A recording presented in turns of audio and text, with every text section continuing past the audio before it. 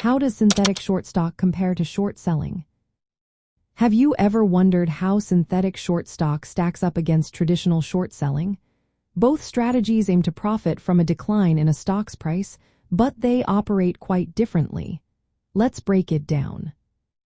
First, let's look at the basic structure. In traditional short selling, an investor borrows shares of a stock and sells them on the market. The goal is to buy back those shares later at a lower price, returning them to the lender. If the stock price drops, the investor profits. On the other hand, synthetic short stock is created using options. Specifically, it involves selling a call option and buying a put option with the same strike price and expiration date. This combination mimics the profit and loss profile of short selling without the need to borrow shares. Now let's talk about the profit and loss profiles. Both strategies can lead to profits when the stock price falls. However, if the stock price rises, losses can grow. With synthetic short stock, the risk and reward mirror that of traditional short selling, but only for the life of the options. Once the options expire, the position must be closed or rolled over.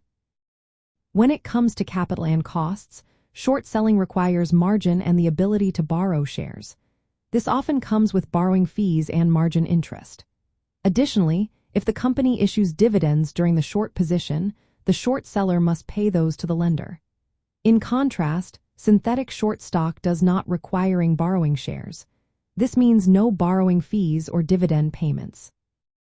Instead, the trader pays the net cost of the options, which can be more cost-effective, especially when borrowing shares is challenging. Time limitations also differ between the two. Traditional short selling can be held indefinitely, as long as the lender does not recall the shares. Synthetic short stock, however, is limited by the expiration date of the options. If the trader wants to maintain exposure beyond that date, they must close or roll over the position. There are practical differences too. Short selling can face challenges like locating shares to borrow and potential recalls. There is also the obligation to cover dividends. Synthetic short stock avoids these issues, offering more flexibility for traders who want short exposure without the complexities of borrowing.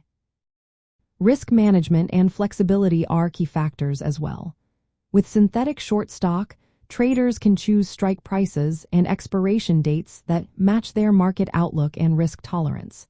However, timing is critical since options can expire worthless due to time decay. In terms of use cases, synthetic short stock is often preferred by traders expecting a short-term decline. It allows them to avoid the costs and obligations of traditional short selling. On the flip side, traditional short selling may be better for longer-term bearish positions where direct exposure is desired. In summary, synthetic short stock replicates the economic exposure of short selling through options. It offers advantages like no need to borrow shares and potentially lower costs, but it comes with time-bound exposure due to option expiration. Traditional short selling provides direct short exposure without expiration but involves borrowing costs and operational challenges. Your choice between the two should align with your trading strategy and market outlook.